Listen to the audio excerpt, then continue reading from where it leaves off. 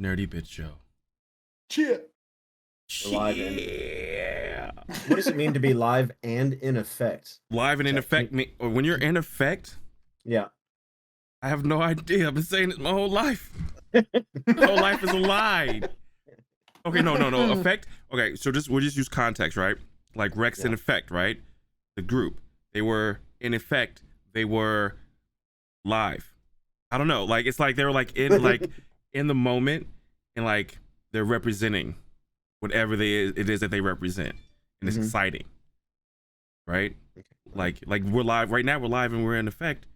We are because we're here and we bring in the energy, and we're lit. Because I drank a bang, and I just woke up 30 minutes ago. I took a micro nap, but I have little to no caffeine in me, so I'm a little groggy. So I gotta remember what I've been taking notes about for 3 weeks. I went to Sam's Club yesterday, which is like I'm back on the Sam's Club train with all the old and unhealthy people who buy things in bulk. But you can buy so many healthy things in bulk. That's why I like doing it. And I bought a fucking 24 pack of Bang for like $35. So many healthy things. So many healthy things. I also bought like a massive thing of fucking lettuce and salad mix, and everything I got was pretty clean. So you gotta eat it in 2 days though. Dude, I've been slamming salads all week, dude. I've been like eating. Smashing them, dude. I've been eating the things that my food normally eats. Salad smasher. Been getting that salad's guts. Yeah. All up in it. Getting the salad up in your guts. I heard a cool quote today. It's from Ricky Gervais's show. Here's a quote. It says, "Happiness is amazing. It's so amazing, it doesn't matter if it's yours or not." Yeah. I mean, I guess. Pretty interesting, right? You can watch videos of people laughing on TikTok, and it will make you laugh. Dude, there's a TikToker, there's a YouTuber that I decided to I wasn't gonna follow because it's a TikTok compilation, but it's like the title of every video is TikToks that cured my depression, which basically means that these things brought him joy. And I like that. I like that shit. I watch those videos frequently too. Those like compilations of people that put those together. And like by the end, I'm like, man, it's all right. It's all right. I feel better about this. It's good. Yeah, hell yeah, dude. That shit's awesome, dude. Well, that was the success of John Krasinski's show. Yeah. Good News Today or whatever it was called. Some good news. The Good News Network or something. Yeah. Some good news. Yeah, you got it. It was like, I'm actually saying the real thing. Listen. I kept saying it, but I kept saying it while y'all were saying something. So I was like, all right. I should have kept going with the wrong answers. Yeah, I would have probably had a conniption, but that's fine. All right. So we have a topic. We have a topic for this episode. And if you don't know, this is the Nerdy Bitch Show, in which we talk about all things that we like. That's pop culture, pretty much. Yeah. And this episode, if you can see the screen, you have a soundbite, right? Godzilla. No, actually, like that soundbite was set up just for that day, and I didn't save them. So. Oh no! Awesome. Wow. But why you guys? We're talking about Gojira. You guys, I can fix that though. You guys keep going. Oh, you got a video playing. Very good. Yeah. Always. Video. Yeah. Fuck yeah. So yeah, we're gonna talk about the big iguana, according to the American. According to the American. That's movie. One version of it. The giant beast created or fueled. That's another version of it. A bomb, or a titan that's existed since the foundation of the planet, macro species, not the planet, right? Because just in the evolutionary cycle. Yeah, not an aberration, but yeah. And then there's the classic version. Exogenetic fucking creature in the classic version. Go ahead. The classic version is folklore. He's a monster of folklore. Really? And the bombs woke him up. Got him out of the ocean. Okay. Yeah. Well, it didn't wake him up. It brought him out of the ocean. He's like, hey, I was sleeping here. Sorry, guys. Whoops. That's not it. No, you have to. It's weird. You have to clear it, right? Like you have to clear the sample before you can place another sample on top, and it was just a quick little slip of the finger there. Yeah. You good. Thank you. Boy, this footage of the American Godzilla in the corner is boy, that didn't age good. No, that's the age in which CG ran rampant and ahead of its time. What did we watch the other day? Spawn. We watched Spawn a couple months ago, Oh yeah. and that was the same thing. The CG they got away from them. They used it at the too time. early. It was good. At the time, you wouldn't Oh, look at the time it was like, oh my god. At the time, You you know wouldn't what, look at the Broderick Godzilla and be like, "Oh, this is trash." Probably not. No, Godzilla was probably Yeah. fine. You know what wasn't though? Remember that Jake Gyllenhaal movie, the End of Tomorrow or whatever? Day After Tomorrow? They have the ice movie. Yeah, oh, dude, I had it on DVD. I fucking love that horrible movie. The movie's Yeah, terrible. the movie. So I bad, I don't remember loved the it movie. though. I don't remember the movie being that bad, but for some reason the wolves were CG. Yeah, they looked straight out of the PS2. Oh shit, It dude. was real bad. No, they weren't. Yeah. That's amazing. I'm gonna have to look this up after the show. PS2 And the fucking monkeys. wolves. Let's go. And the monkeys in Jumanji. The monkeys in Jumanji look like PS2 monkeys also. Oh yeah, there's one that like looks at the camera and like, ah! And it's like, nope, Yeah. that's not it. And then that last one, and that dumb singing alien in the Return of the Jedi remix. Right. Yeah. I used to love that as a kid. Yeah. So Now, where are we gonna start with this Godzilla talk? I would like Where to do you know begin? who. I would like to know who has seen what, I've seen because for being such a huge cultural icon, I feel like compared to the number of Godzilla movies there are, people have not seen very many of them. No, I can only say I've No. seen 3, and the stuff I think I've the seen- stuff that's come out that I've been alive for. That's what I've seen. I didn't go back, and like I may have like seen like little clips when it was on TV back in the day when I was a kid, but like I just didn't go back to like quench that old Godzilla thirst, like the, like I just didn't go back like I should have. Yeah, I think I've seen 4. I've seen Shin once in pieces. I've seen the Gareth Edwards and then the sequel, so Godzilla and Godzilla King of Monsters. I have a clip. I Okay. saw the OG in college. We don't have to show this now. We'll show it when it's time. There's a clip I wanted to share with you guys earlier, and I shared a bad one with you. This is the full 2.5-minute scene of Japan. So we rebooted the United States. We, like, I'm responsible. Oh, and I've seen United I've seen the American Godzilla. Okay, so the Americans rebooted Godzilla in 2016, and then Japan rebooted Godzilla in like 2017, and that was called Shin Godzilla. That one's incredible, and it's by the director of Neon Genesis Evangelion, one of the most successful animes of all time. Yeah. I mean, I probably should have just said anime, not animes, but I'm going to McDonald's. I'll be right back. Or I'm gonna go. What? No, that one works. Walmart's. Okay, so Tech, you've seen 3, you said?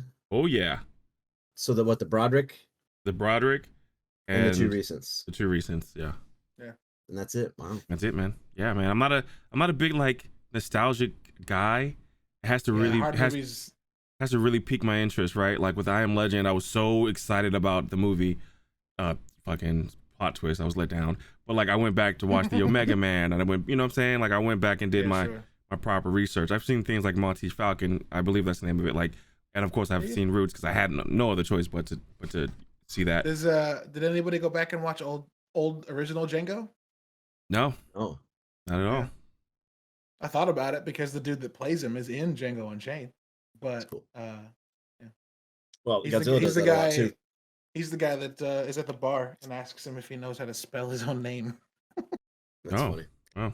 That's really cool. Godzilla does that a lot too. The Ooh. US remakes used a lot of the classic actors in there. Yeah. And we'll get into that a little bit because I've taken. Well, the actor who played the Godzilla in the suit originally died a few years ago, right? Haruo Nakajima. That guy was like 2017.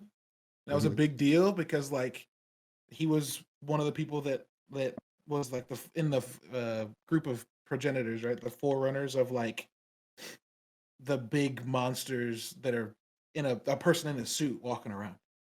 Yeah. That was a big deal. He was Godzilla for like 13 or 14 movies. I don't know if that's true. A lot of movies. Yeah. So interesting thing about that, they were embarrassed about the guy in the suit. Do you guys know that? No, why? Because it was here. I got a note. So they were worried it would look stupid, and even after they got it made, they were worried it looked stupid. The creator didn't admit it was a person that was inside the suit for 10 years. because he thought people would laugh. Hmm. 10 years after the movie was made, he admitted that it was a person in there. Isn't that wild? That is absolutely wild. Yeah. And the suit operator lost 20 pounds of sweat during the making of the movie. So I need to get a Godzilla suit. Okay. Duly noted.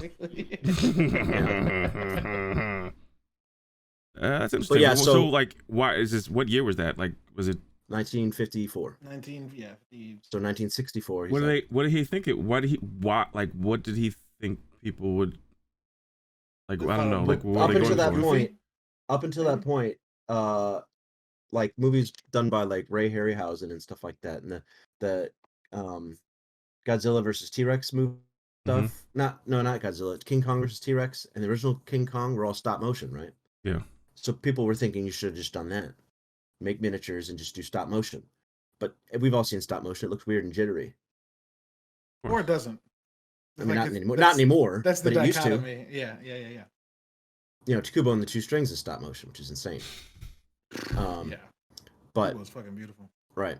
And then of course Wallace and Gromit. But so it was so what we're trying to say here is innovative, right? Put a guy in a suit. And then what they also shot it in a different frame rate. So when he looked bigger, it was like slower. So the actors were moving at like 30 frames per second, and Godzilla was moving at like 24 or something like that. Yeah. Pretty interesting.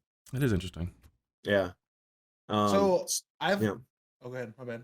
No, nothing. I was just gonna riff. Go ahead. I think it's interesting to start talking about Godzilla, outside of course, talking about the actors and how it was made, to talk about why it was made.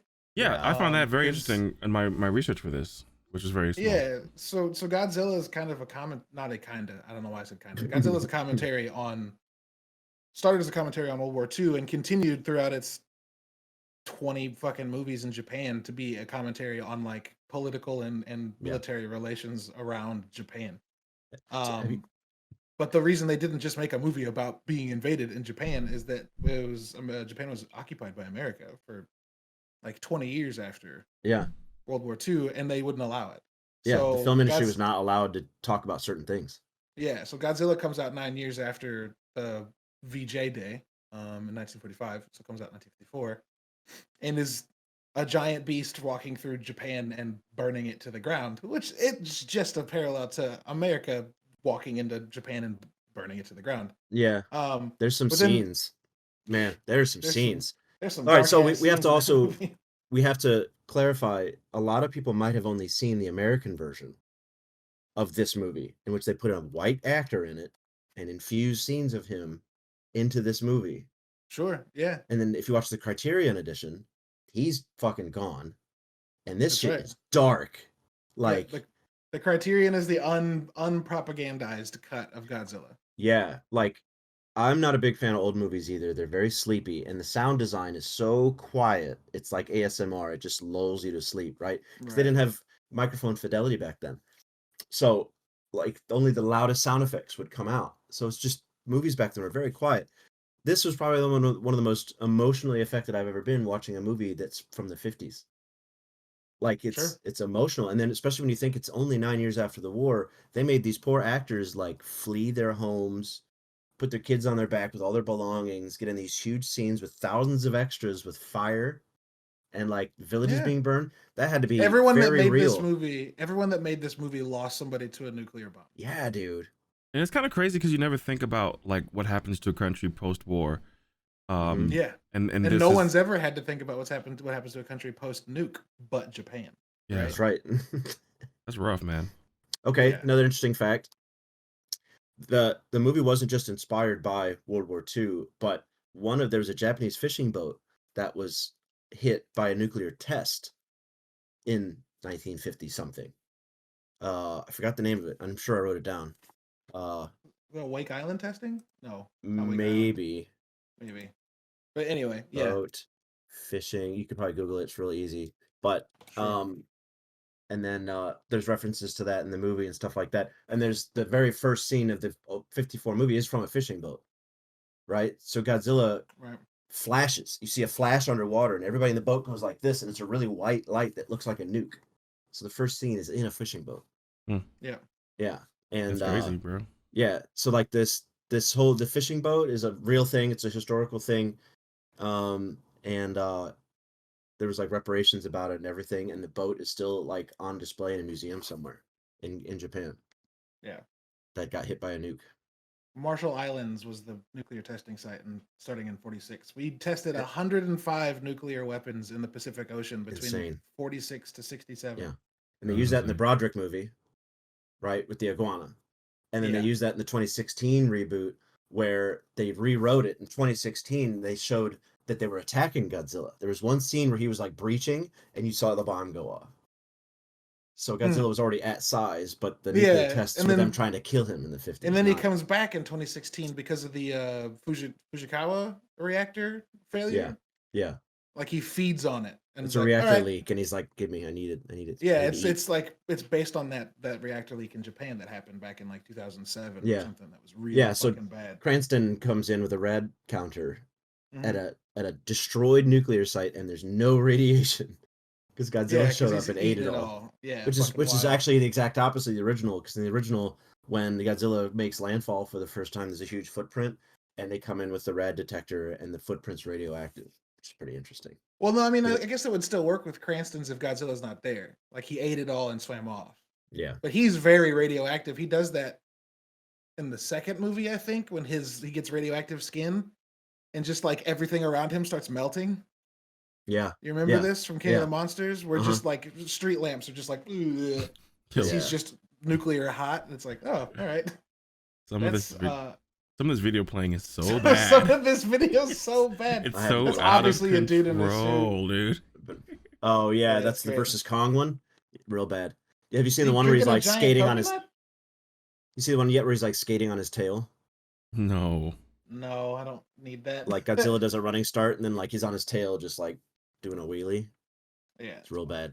So let me read this little thing real quick just to wrap up my little bit about it being based on military and political relations around Japan for the next 50 years. So you have the Godzilla that pops up in 1954 that is a commentary on a giant monster coming from the sea, the Americans coming to Japan and destroying it, the Americans.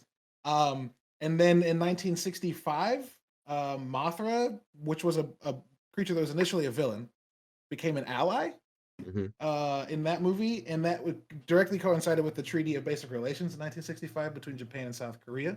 Rodan, the giant pterodactyl, debuted around the time Soviet aggression over the Kuril Islands and when Russians made liberal use of flybys.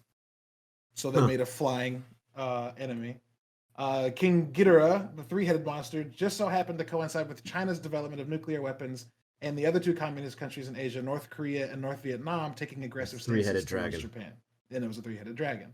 Nice. The secret metaphor behind the American 1994 reboot of Godzilla? That Americans don't understand metaphors. Right.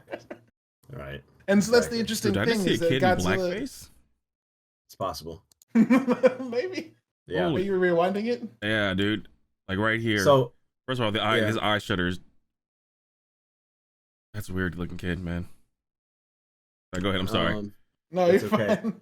So so there's like multiple timelines. If you watch the Angry Video Game Nerd recap, which is pretty good, by the way. Well, it's not Angry Video Game Nerd. That's one of his personas. But he is Cinemassacre, and he's just a film reviewer, and he's not doing his AVGN. His Jackie Chan videos very good. Go on. Yeah, he's not doing an AVGN bit. He's just a film nerd, and he knows a lot of stuff, and it's really entertaining to listen to. But he gives a breakdown of the three Godzilla timelines. There's the original Dark timeline, which includes the ones Caleb basically just mentioned. He suggests the original, and then Mothra versus Godzilla, Godzilla versus King Ghidorah, Godzilla versus Mechagodzilla, and then Godzilla Tokyo SOS, which is 2003. That's the original timeline. Everything else sort of gets silly, as we're seeing in these clips. Sure. The Godzilla becomes a cultural icon. He becomes a something that sells ice cream, like something for kids. Yeah, sure. Instead of this huge... as soon as that generational like memory starts to fade, people are just like, "Oh, big monster explosions, let's do it." Because that generation of people that saw big monstrous explosions is no longer making the movies, so they don't have that like. So he goes from King Kong to Donkey Kong. right? Yeah. Because King Kong's not something you'd wear a T-shirt of. He's a menace. But Donkey Kong, he's cultural. Yeah. So, and he's goofy. Yeah. So King Godzilla goes from like, if you watch Very that first interesting. movie, you're like, that's not adorable, No. and then silly. The So first movie is very Hayao Miyazaki to me. Like Grave of the Fireflies, yeah, real dark, and then everything else is kind of Disney, which is Man, fine. yeah. I don't want to talk about the end yet because I don't think I'm at that point in the notes. But let's see. What did I say? This is very interesting in this one. There seemed to be a huge emphasis on them hearing him coming. Yeah. So at multiple points in the movie, it was, and that's how you knew he was coming. The footsteps. You heard the footsteps first. Very cool. Right. I don't recall that before. There's the draft. There was the thing in the Broderick one, which the ripples in the water, which The felt more Jurassic like an homage to Jurassic Park, right? Yeah, sure. Which maybe in Jurassic Park did that for a reason, probably. Ooh, hold up. This scene real quick on the screen of Ghidorah or Mothra opening is not this one, but the one where the people were down below it looking at him open his wings. Yeah. Is almost a frame for frame from homage to King of Monsters. Yeah. Yep. That's dope. Yeah. Sorry, Mothra's cool, and I think Mothra, it became like another folklore thing where you could like pray to Mothra. Yeah. And there's like there's a song. She's got a song. There, see that? Yeah, there's people like praying to it. Yeah. So like that's one of the first monsters that became a savior, which is really cool. Do you guys ever heard of Gamera? I have. So he's a turtle. He's a space turtle, and he puts his hands and feet inside his shell, and fire comes out, and he just spins and flies away. It's really silly, but he talks to children. So a monster will come to Earth. I think he even fights Rodan, I think, at some point, which is pretty interesting, or something like Rodan. And the kids say, "Help us, Gamera." So Gamera comes out of the ocean, flying like an idiot, and then saves Japan. Well, he doesn't really save Japan; he ruins it, but he saves children. So it's kind of funny like that. It's interesting to see like these big monster movies and the destruction that they create being the direct point, and our superhero movies and the destruction they create being just it's in the background.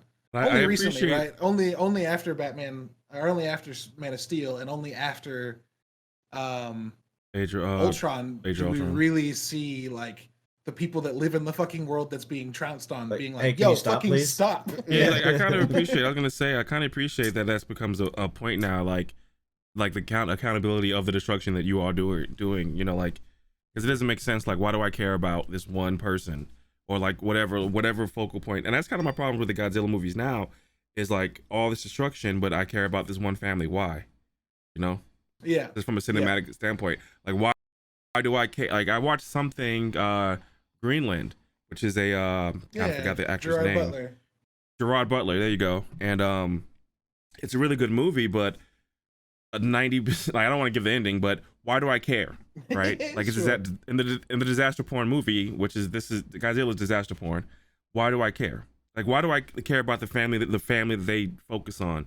Is that because they have to tell a story that has to have some type of heartfelt attachment? I think sadly maybe, right? Like maybe that's what they have to do, because I mean the sad thing is there's not really a control group to test this on. Like every monster movie Americans make, or I won't even just say Americans because I haven't seen any that don't do this in the last like 20 years. So like every monster movie since 2000 is just monsters and like focused on a family survive, or a group of people surviving that monster. I don't know if there's any movies that are just monster movies and don't really give a fuck about the people underneath them. I would argue the year that 2000. I would argue that with this first one, which focused on if you guys have seen the most recent movies recently, you'll remember the oxygen destroyer bomb that they used to kill him.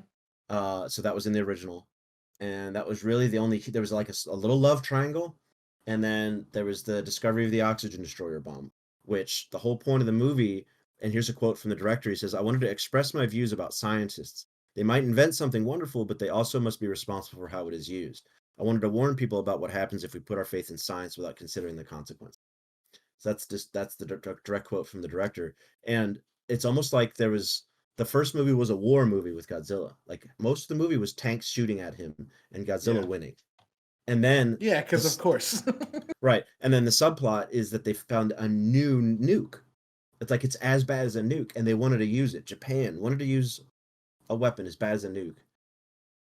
And then so the guy who invented it created it, burnt all his papers, and then just like the King of the Monsters, went down in the water with it and set it off himself and died with it. Yeah. Incredible. Absolutely incredible. Good. Then the end of the movie is like the ship that lowered him into the water is them saluting. And then it like fades to black. Yeah. Like that's the end of the movie. It's awesome. So great. The oxygen bomb in King of Monsters, didn't it like fucking kill a lot of animals too? Yeah, all like the you fish see like fish and shit start floating up, and it's just So the director of the movie served in the war, by the way. Sure. So he's also quoted in saying, "My superior officer killed a young Korean today with his bayonet. If you are a normal person in this place, you'd either kill yourself or go crazy." That's another quote from the director. Yeah. Right. And here's another fun fact: the guy who did the music for Godzilla was responsible for making military anthems for the country of Japan. So when the United States was signing the treaty with Japan, his theme music was playing on the ship. That's the guy that made the soundtrack for Godzilla. Sure. Yeah, that's like insane. There's so many insane facts about this first movie. Yeah, do you think that just back to the previous question, do you think that we can get a monster movie about the monsters only, fuck the people? It's like tough, like man. Tech asked, like why do we do that? And I don't know if I have an answer. I just know that it's not done. I think maybe as it becomes for the cheaper. Life of me think of it. How about that? Maybe as it becomes cheaper. Once upon a time, it was too expensive to keep CG on the screen at all times. So sometimes you just have a. Do you think that that's more expensive than hiring Bryan Cranston and Aaron Taylor Johnson and Elizabeth Olsen? I don't know. Or the cast that's in the second one? Like, it's like millions of dollars a minute. Cast. It's like millions of dollars a minute when there's high-end CG being rendered, right? Sure. Yeah. Yeah, I don't know, man. Maybe I don't think if it was all, I guess the only conclusion I can come up with is that if it's all monsters, no one cares. Right. Like we're here for the monsters. Like we actually are literally here for the monsters. We're not here for that story. But I guess no one cares if it's just all monsters because then what's like. The story in both of the Americans ones wasn't that bad. And I liked how minimal it was in the 2016 one. You know, it was just there to build tension. I think the tension in the 2016 movie is very good. It does a good job of ramping, but it's not enough monsters, granted. But it's a pretty good job, and it is just about them trying to find a way to destroy it. They put the nuke on the train, and then the train blows up. And then they put the nuke in the city or he steals the nuke, and they puts the nuke in the middle of the city to hatch the eggs, and then they have to go in and take the nuke and put it on a boat. And like it's pretty interesting, right? It's just them reacting to the monsters. It's pretty good. There's ways that they can make movies. There's ways that they have done, certain movies have done that have been more about the actual monster threat, than the humans, and they do it well. One thing that pops in my mind as we're talking was Aliens versus Predators versus Aliens versus Predators 2. Yeah. Like the first one was Sanaa Lathan, and the second one was just like these aliens and these predators are killing everything. I like this. Yeah. The second one was really solid. Like yeah. So yeah, there's ways to do it. It makes me think of Planet of the Apes too. Makes me think of the more recent Planet of the Apes, because the first two movies are very character heavy. The third movie, the apes are the main characters, and there's some people, and it largely doesn't feel like it's a movie about the people. It feels like it's a movie about the apes. So I mean, maybe you can't eliminate people completely, but maybe you can move them further into the background. Go ahead, Tech. You're about to share. I would know. Just a quick story. I was at the location of the warehouse in New Orleans when I went to Mardi Gras World, which is where they make all the floats for every parade that you've ever seen. Sure. Right across this field is the warehouse in The Last Planet of the Apes. Nice. That's awesome. It clearly see it and go, oh shit. Yeah. And then they told us, and I was like, yeah, that makes sense. Yeah, that's dope. That's pretty cool. That's dope. But yeah, that's another. That was one of those. I wish those movies had continued. I liked them. Yeah. No, I didn't finish the third one. I only started it, and then I don't remember what happened, but I got distracted. Which, it's funny. I'm glad you brought that up because that actually is one of the movies that I went back and watched the old ones on. Like I've seen a lot of Planet of the Apes movies. Yeah. I don't know why. Maybe they were on TV or They something, were. but I've seen They were a Yeah. lot. shit tons of them. They were on TV constantly. And they were good. Like it's all good. It's such a good theory. So premise. Here's a thing that the original made me think. With it being a disaster porn movie, it's no longer really an analog anymore, or right? It's not analogous to anything anymore. It's just disaster. Why aren't there more people like devastated or crying? Why aren't we seeing people affected by all this destruction? Well, every time you perk up and you get excited, is because there's an oh shit moment on the screen, right? And in oh shit moments, either you run or you fucking die. Like there's not really a lot of time for emotions. I'm sure afterwards there's gonna be people at the whatever camp, post disaster camp, crying. Yeah, the But, aftermath. I mean, of a is that fight something would we want to be- see? Maybe They just not. don't show a lot of that. It's strange to me. It's just like it's like a video game. There's Well, I think It's Probably because tough if and you then think of move a on. lot of disaster porn movies, it's about the disaster, not about the effects. effects. Yeah, like there's don't no. No, So that's not true. here's all I have to say about the matter. I'll let you guys go on if you want. There's one scene in Rogue One when the rebel / terrorists are attacking, and there's this kid standing there in the middle of it great. without their parents bawling, and every time I'm just like, all it took was like a 5-second scene of a kid crying, and the gravity. That's of the a movie scene is, trope, like, though, close to right? 11, right? It's a movie trope that kid is just like staring at this shit that's happening and crying, and someone has to like who's not not related to them has to run up and snatch them up. Like that's a trope. It's That's a thing. It is, sure. but God, Definitely just is. give me a little bit of that. I'm pretty sure if there was a monster rummaging downtown, I looked out and saw it, I'd probably start crying. Sure. I don't know if I don't know what I would do, but that might Yeah. that's on the list of emotions Did you that I would have. Did you watch the video? I said what Godzilla would really sound like. So Well, hold on, I did got these. Okay. This is a long one. Let me make sure that stops playing. But yeah, go ahead.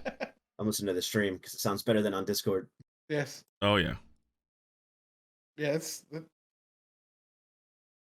Yeah. Okay, so what he would really sound like, because of the size of him, all the windows would shatter, and you would probably have a heart attack. Yeah, it would be subsonic. Yeah. It's pretty awesome. Ben? Yes. What's this? Like What's what? Oh, what's on the screen right now? what's on the screen right now? I paused it. Like what? I need you to explain this. Oh. What am I looking at? Well, I mean, eventually Godzilla goes to like there's space shit, right? There's aliens and stuff. So That's bananas and. yeah, I feel like I'm missing out right now. there's like Like there's, this shit goes left. there's dozens of Godzilla movies. It's then they go all different directions of crazy. So I actually don't know what that one exactly is, but I can just guess. Right. Yeah. All right. Right. So do you guys like Godzilla the monster, Godzilla the hero, or just a big dumb animal? Which one do you like? I don't like the whole arc of he's here to protect us. Don't you? That's stupid, dude. That's hella stupid. Like no, the fuck he's not. Interesting. What about him being Like the king of the monsters? Because they all remember the end of the King of the Monsters movie. They all bowed to him. Remember? yeah. That's I don't know. I mean, that's fine. I'm fine with that. Animals bowing. It happened in Lion King. Well, it's also maybe not like specifically bowing, but like it's not an unknown occurrence in nature that like an apex predator in a challenge for dominance, when it wins, the loser, if not dead, like averts its eyes. Name a species of animals that does that. Rams do it, wolves do it. I think deer. They bow to their enemies. If they're not dead, if they're not gored like by the horns, like if you see like deer fighting, like the victor will puff its chest up and walk around while the other one like shies back. So like, and, like so we're talking about submissive though. Yes, right? no, Like, that's my point. That's my point. Not exactly Dogs are rolling bowing, but like dogs are like, rolling their back. like oh shit, man, you got it, bro. No, yeah, not bowing, but like cowering. Like Yeah, they, not they like some- Yeah. Not like some Egyptian emperor. Everybody bows. Kind of Sure. So yeah, but dogs roll on their back in submission when they know. All the time, yeah. Yeah. They better. That's why we got him. That was fucked up. I'm sorry. One thing I noticed with the old one, well, they did this with a lot of old movies, that all the creatures had whites in their eyes, and it always looks really goofy. Like they put those googly eyes on him. Oh, very sure. strange. So I don't know if you can see it in the notes. I recolored the 1954 version and just colored them all black, and it's significantly scarier. I bet that sounds scary. So it's in the show notes if you want to look at it. But yeah, I couldn't find the show notes for some reason. That's why I thought I messaged you about it. Yeah, and I linked it. I couldn't. Did you? I never got it. Another one. Well, fuck a duck. Well, fuck. I wonder why you guys haven't been following along. No, I've been. No, seriously. Like I just just even while we were talking, I scrolled back to the post that you actually put it the first time, and it was invalid link. So. Well, you should browse through this. I busted my ass. He compiled. Yeah, dude, I tried. I tried to get these notes up. He's like, why is everyone all over the place? I had it so written out. So the sound Godzilla makes is a leather glove soaked in pine tar, raked across an instrument that's basically like a double bass acoustic guitar. Dude, shout out to whoever sound engineer did that shit. Right? Sound engineers Fucking are genius. constantly fucking amazing to me. It's like, oh, okay, that's some shit. They be doing weird shit. Yeah. Like they be getting hella weird. I'm not that type of person. I can't do it. I would never have thought to soak a leather glove in pine tar and then rake it across the instrument. My mind doesn't work like that. Yeah. But also it's 2021. But Yeah. So I've got a bunch of things here. I've got the AVGN one. I got what sound Godzilla would really make. I've got the original theme song, which low key is fucking fire. It's very good. And then in King of the Monsters, so they didn't use it in 2016 Godzilla, but they did in King of the Monsters. When Godzilla pops up out of the ice at the Antarctic to face off King Ghidorah, like the theme song kicks in and it's fucking great. It's very good. Yeah, I don't. So there's a lot you can say about the more recent Godzillas, right? It's just Godzilla and Oh my King of God, Monsters. But just like click on that King of link real quick. Monsters has some shots in it that Ben and I were just like, oh fuck. Like so many shots that were just really, really well composed. And that's just dope. That's just dope. So I just linked the theme song in the Discord. Just listen to the opening brass. And maybe you can put it in the Twitch stream if you want. But like just the open. Yeah, I don't think I won't be able to because as soon as I change it, it'll knock the cameras off. Okay.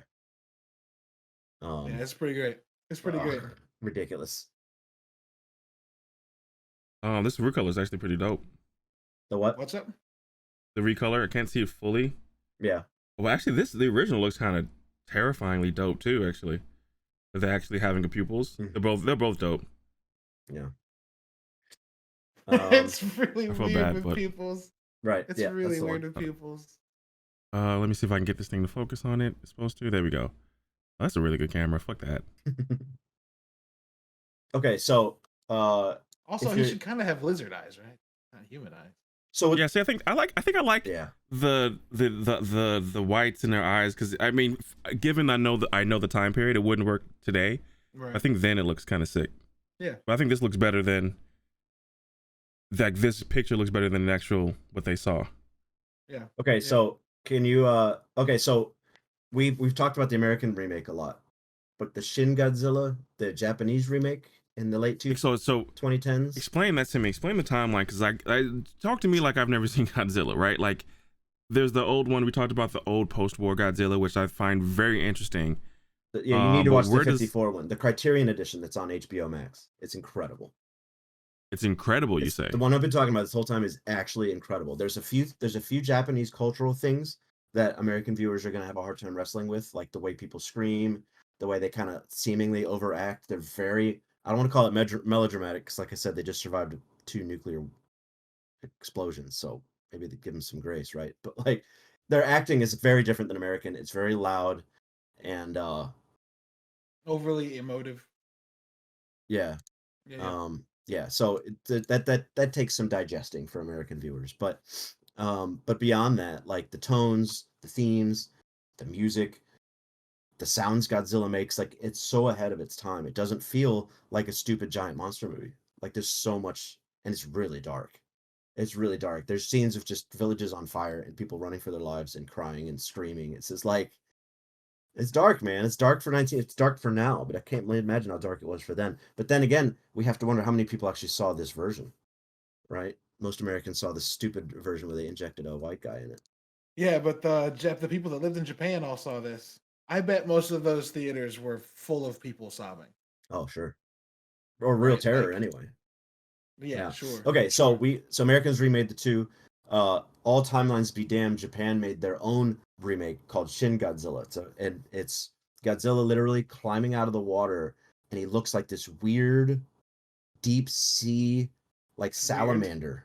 It's weird. very weird. Kim and I were watching it. We're like, what the fuck is that?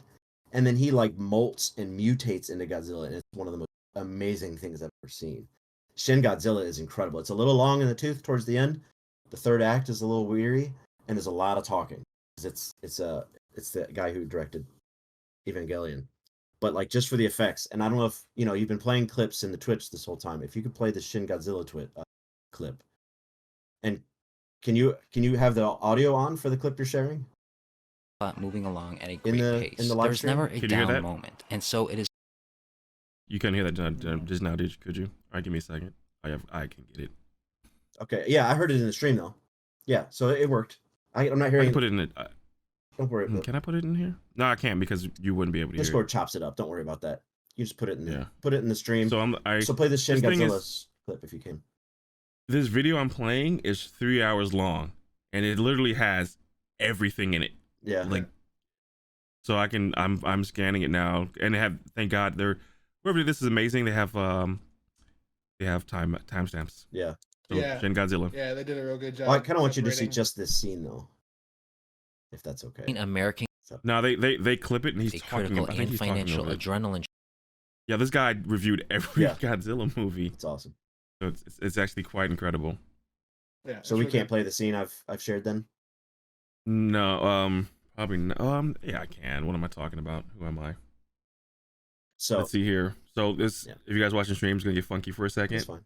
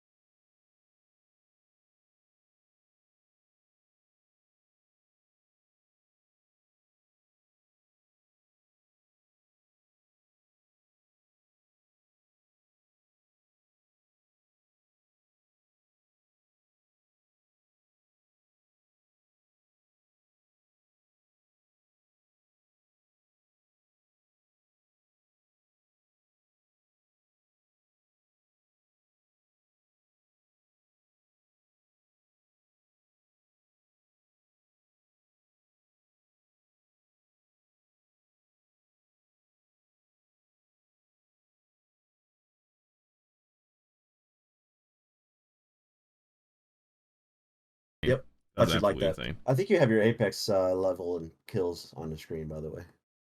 Only if you Oh, have that only if you sucks. have your. Oh no, it's over in the top left. Yeah. Yeah. I don't know how to get rid of it right That little now. plug-in. Hey, it's no biggie. It's pretty small.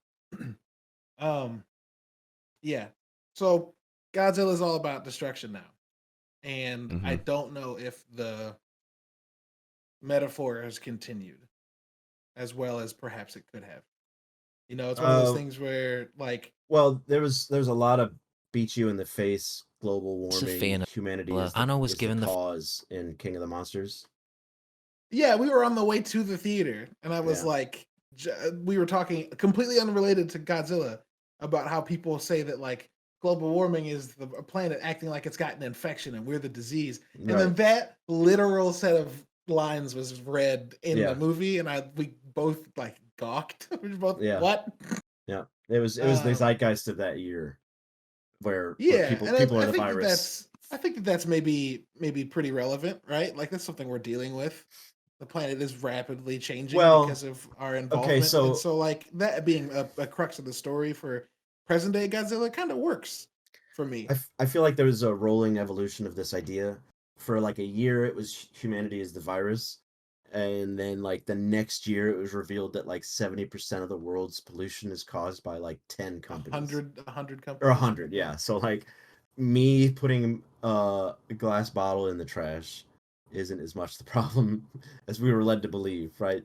yeah, So, yeah, or me driving a car that gets 8 miles to the gallon isn't quite as awful to the planet as right, Exxon is or something. yeah, yeah, yeah. That's Yeah. an old reference, but so it's a rolling evolution. It's we shouldn't feel quite as guilty. We should hold corporations to task, but No, So yeah. a Godzilla that comes Yeah. after big corporations, Megacorp Godzilla. it's a super smart Godzilla. Do you think? Okay, so Japan's loves the guy. They've got statues of him all over the place. Do you think Japan takes personal offense to the rest of the world loving him? No, I don't think they're that type of culture. You might be right about that. Yeah. They I seem saw like they seem something. pretty like, Oh, I oh fuck saw. yeah, you like our shit. Go ahead, Dick. I saw a video. It was a. This is obviously one person, so they don't represent all of the people of I believe China, but like it was a geisha thing, right? And she was saying like, why would we be offended? We want people to share our culture, and like it's actually an honor. So like obviously like that person doesn't represent everybody, but I think that's probably a popular sentiment, especially if it brings them money as well, Yeah. right? Sure. If our love for Godzilla And it makes in the same Yeah. sort I of don't know. cultural appropriation vein, I saw there's a very semi-successful Mexican animator that's on YouTube that I like to. He's a Let's Player, um, strong Mexican heritage, and somebody was like, "What do you think of Mario wearing a sombrero?" He's like, "It's fucking great. This is awesome." Yeah, I think people like representation, dude. Like Yeah. people like, there's As long as you're not bastardizing it. exactly, dude. Well, Exactly, dude. so there's a where's the line? This we're way off topic. Where's the line between it's a culture, not a costume? All right, so I have a And story for you, right? Like there's ways to like, all right, Halloween after Black Panther, fucking everybody, all the kids are wearing Black Panther shit, right? Right. That shit hard, right? That shit makes people feel good. I'm sitting at a bar at a dress up thing, and like there's 3 white chicks dressed in Indians doing Indian noises, wearing feathers, mocking. Like there's Get a way to fucking bent. Good respectfully. Yeah. Lord. Yeah. Yeah, then I went outside and kind of went off on the owner. But that's a story for a different day. Yes, sure. But like there's ways you can honor a culture that's not your own, and there's a way that you can disrespect it and mock it and make a mockery of it, right? Like it's the honor you bring to it. It's the way you approach it. You know what I mean? Like obviously certain things shouldn't be touched, right? Yeah. But like it's an homage. Yeah. If done correctly. Yeah. And then it's an insult when done incorrectly. Yeah, look at Ready Player One. It's an homage montage all the way through.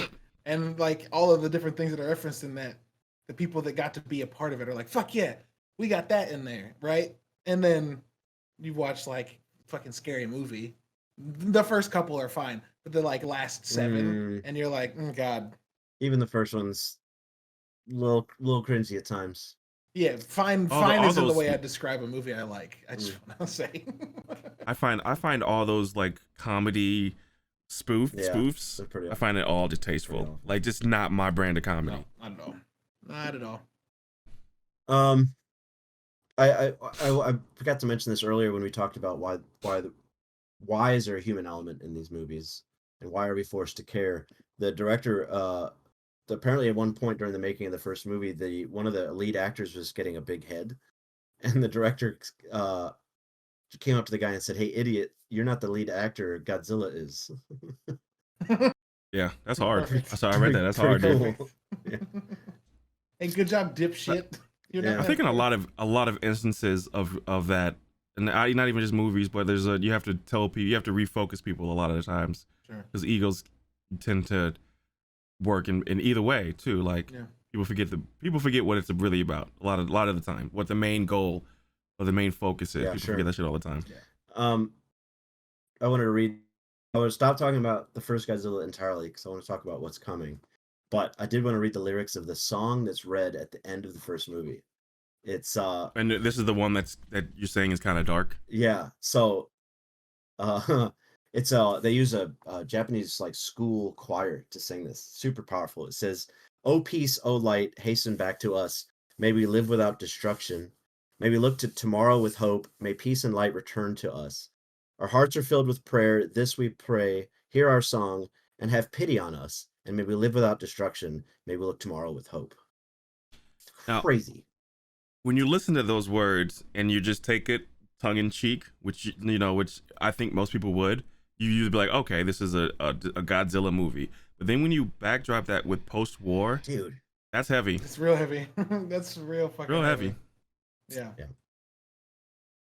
Insane, dude. And that's the guy. Well, let's- That's the guy that wrote that. Again, is a guy that used to write like military Yeah. war anthems for their war effort. Dude, that sounds like that could be some real like wartime Yeah. shit. Yeah. But let's talk about the future of Godzilla. How the F? Why am I censoring myself now? Does King Kong have a chance against this dude? It depends on how they if they nerf. They have to nerf, right? Right? It's Or, a nerf. They gotta nerf him, dude. I make King Kong OP. mean, he's How, a big though? he's Like, a you big don't have boy now. power, bro. But yeah, he's not You ain't nuclear. you ain't got power, dude. You can't spray shit Um, up your spit, bro. like what I said. Why would a giant ape have any chance against an atomic super monster? All right, so we have guns and shit, right? Mhm. But like, if I put you in a room, you have a pistol against a gorilla, the gorilla's still gonna beat your ass. So- yeah, That's unless true. you're an excellent shot. You got to be the most fire shot you've ever been in your life, and you got to make sure it hit. Like, Yeah. so there's a way to make it where it's even. Like, you just can't. Like, I'm not like. What if King Kong doesn't let him get his shot off? Right? He revs up and he grabs his neck and turns his head or something. Like, there's ways to do it. I think that would be dope. You guys like the idea of the Titans? We just saw the tail drag on the video. Oh, awesome. I'm about to rewind it a That's little bit. so There we dumb. go. And look at this. Yeah. Oh, is it? He jumps up. Oh, is that Ultraman? Yeah, it looks like it. If it's not, it's close. But Godzilla versus Megalon is the movie. so this should maybe spark your interest. So the guy that made that Shin Godzilla movie is rebooting Ultraman as well. And if you don't know what That's dope. Ultraman is, Ultraman was created by the guy who made I think it's by the guy who made Godzilla, so that he could make something that he felt he could make for the kids. Sure. So it's more like kaiju, it's more like Pacific Rim, it's more like Super Sentai, which is what they call Power Rangers and stuff like that. People in suits. When I hear we're doing it for the kids, I hear we're doing it for money. Yeah. Yes. Yeah. Yes. Well, back you in do the it for the kids because all the parents are gonna buy the kids the shit that you did. yeah, if you I don't like hearing they're doing it for the kids. there's a in any instance video I show my For students the every year. children. It's the for history. the children. It's called The History of Mecha, by a Mhm. YouTube creator called Giguk. It's Giguk. And he says that most of anime and mecha was created for merchandising. So Yes. I believe as it. you know, Yeah. and that came to the US too, right? If you look at Transformers, there was a Transformer that was just a microscope, and Soundwave was a tape deck, right? Like it doesn't work. Sure. It's clearly a toy, and then they made a whole show out of it. So the whole giant monster, Super Sentai, kaiju, all definitely was intertwined with merchandising for sure. For sure. But King Kong was not. And Tech, we have some strong thoughts about King Kong. Oh yeah. King Kong's history ain't great. No. I believe lots of blackface, lots of indigenous people, and then not to mention the cultural overtones of, the black threat, right? The black creature from the jungle, the distant land, Stealing the jungle, literally a jungle, comes white in, lady. stealing the white woman. Yeah. It's not great. It's not great. The big dumb creature. Get out of here, dude. Fuck y'all. I actually like what who did the remake? Peter Jackson. I like Peter Jackson's version a lot. I really do. Yeah, the Kong with was Brie Larson in it and Tom Hiddleston. No, that's Kong. No, that's Skull Island. I like that a lot too. Skull Island. The Peter Jackson one's like 2007 or 8, with, and it's Jack got Black. It's got Jack Black. Yep, It's got Andy Serkis. It's got Adrian I liked Brody. it, man. I liked it. Can you guys hear me fine? Yeah. You sound good. Good. I moved my mic far away because it was in front of the camera and pulling my focus. Yeah, so. sure. But I liked that one, and I liked Skull Island. And Skull Island, of course, is the Titan version. This is the 1,000-foot tall version, not the original Kong, which is what 50 feet. Like if you look at the original, it being like the year of our Lord 2021, and finding out there's a 1,000-foot ape we just missed. Right. What the fuck? Well, in real life, there's parts of the ocean that we have no idea about. So like, sure, that makes sense for Godzilla, but yeah, but there could be caves or something. I don't know. I mean, when's the last time you guys watched King of the Monsters? Because the one of the coolest aspects of that movie was the planet was hollow. So Godzilla was swimming through the planet to get to the other side of the planet quicker through this tunnel system. It's fucking awesome. Yeah, I remember that. I kind of just saw like the first. Maybe not through the core, but tunnels. Yeah. Awesome. I love it. Yeah, it's nuts. I love it. There's a lot about underneath us that we don't know about. Yeah, it's terrifying. I think the majority. We lose. Like they don't teach that, right? They teach us the mantle, the core, which we actually don't know. We don't know if that's like, the thing. For sure. Yeah, we can't we've never like no one's put eyes on that shit, right? Like we don't know for sure. Nothing can get down there. Basically, there's a lot to the earth that we don't understand. I think that's just kind of dope. We know more about space than we know about our oceans, and we swim in the ocean. Nope. Nope. Last time I was in the ocean, I got stabbed in the foot. Oh, I saw a video of a shark swimming up next to a boat, and then it just like turned and disappeared. And I was like, "This is why I don't want to swim in the ocean." Right. Because it disappeared like 10 feet away. It was just like, "Ooh, gone." I saw a video of a lady that went down there to remove fish hooks from sharks' mouths, and then they were so grateful that they would like stick around and like hang out with her and cuddle her, like they were just hanging out like a house cat. And then they found out that I can't test that. The shark that had a hook removed went away, and it came back with other sharks that have hooks in their mouths. Like it was telling people their shark friends, that's like wild. This person's taking out hooks. And we know for a fact that there's giant squid species that exist because we found because sperm whales dive deeper than like any other whale, and they've come back. We've had sperm whale carcasses wash up on beaches with sucker scars the size of Volkswagen Beetles, which means that there's something down there that's fucking massive. But we can't. They live for a long time too. They have whales that are alive since like the big whaling boom in like 1904. They're still around. Yeah, the biggest problem with underwater shit's pressure, right? Like we can go to space if you're in a box that's sealed. That's an overstatement, but still, like you have to do a huge amount of work to just make sure you created a thing that won't buckle under the weight of being under 10,000 feet of water. Yeah. You gotta build something special. Yeah. And we haven't gotten there yet. No. That's crazy, dude.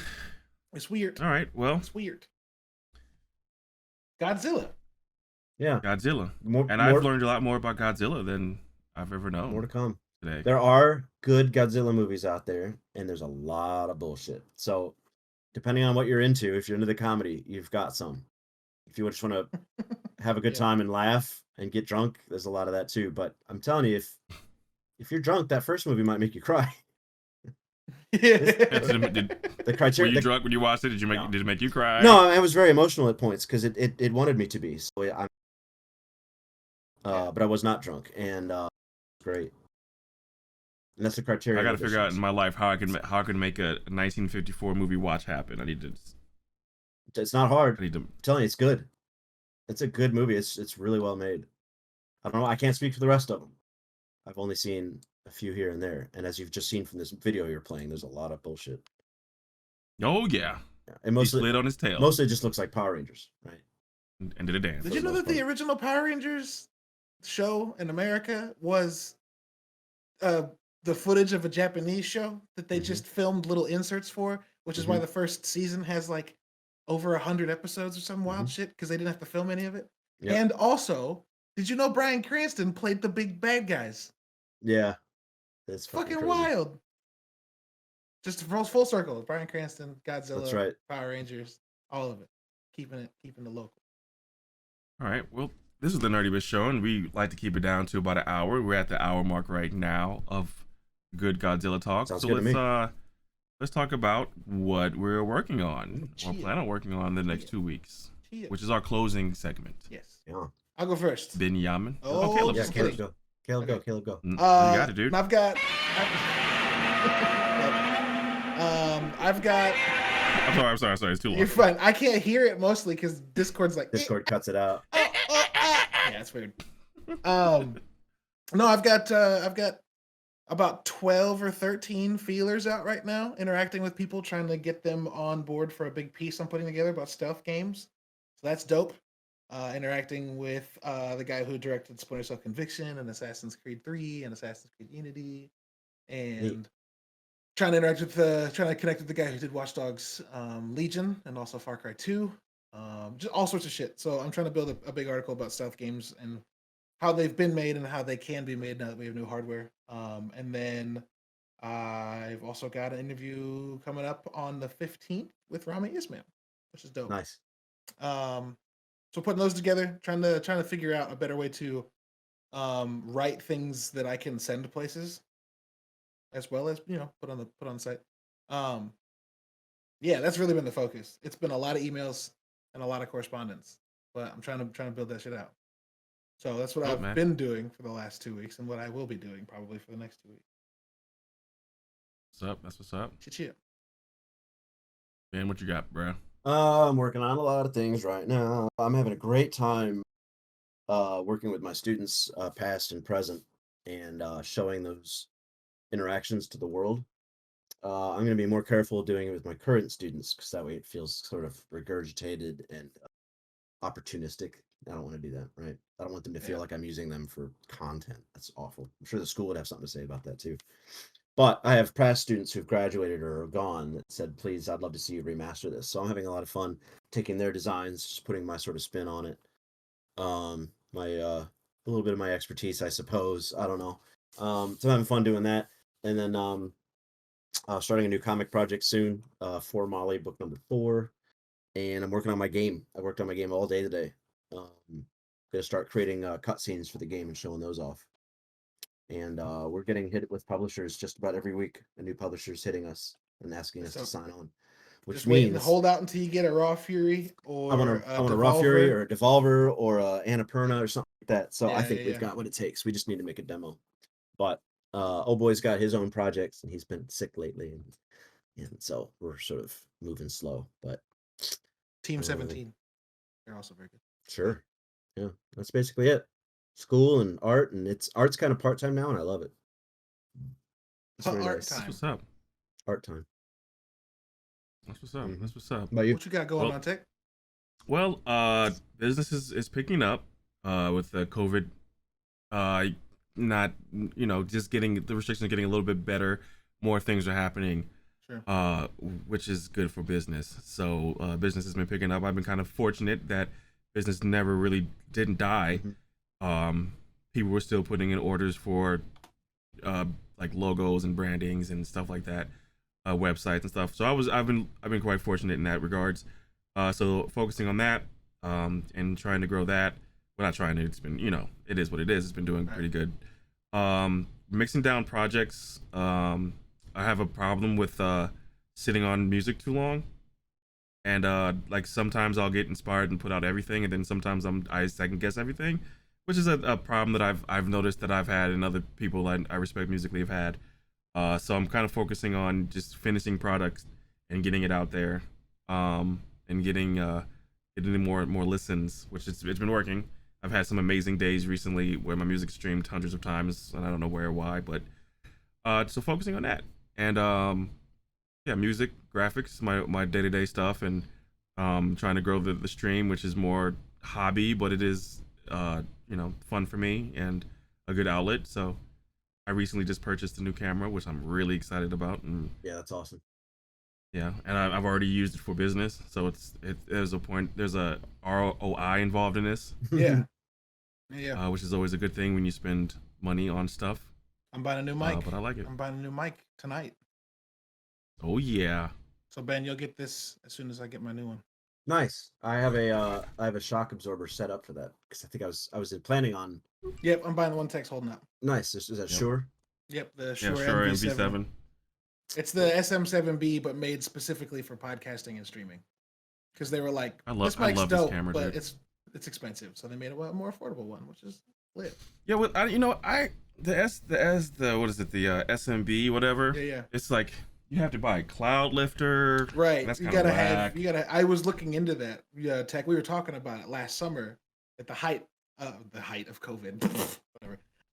Well, no, actually, yeah, that's pretty much accurate, right? Yeah. So we were talking about it, and I was like, I want to get that, and you were like, okay, so you need to get that. You need to get Go XLR or something to plug it into, so that you can then use it on your computer, and you need to get a cloud lifter so that you can make it loud enough that you can hear anything. And I was like, so what's that going to cost? And when you told me, I was like, all right, no, I'll wait. I'll get something else. There's way better solutions. Yeah, There's way better solutions. And the one time, or maybe there's more than one time, whatever. But waiting paid off, right? And the MV7 came out, and it's perfect for what I need. So, yeah. Sorry, I jumped into your sharing moment. That's my bad. Oh, I was done. Okay. I was done. You're perfect. I feel better perfect now. timing. Okay. Yeah, perfect timing, bro. I guess, I mean, like, if you ever talk to me, like, graphics and music that's pretty much what I do. You do it well. Yeah, all right. Why not? I enjoyed this episode of Godzilla. I didn't think I'd like it because I'm not really a huge Godzilla fan. Maybe maybe a little bit more of a fan now, right? Yeah, a little bit more of a fan now. Yeah, I respect it. It's that good shit. Mission accomplished. Mission accomplished. Thanks for listening, everybody. Thanks for listening. Plug the website, Caleb.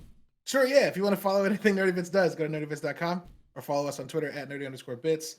You can get the podcast, this podcast, or the other podcast we do anywhere. They're distributed widely. Just look up Bounty Board or this show, The Nerdy Bits Show.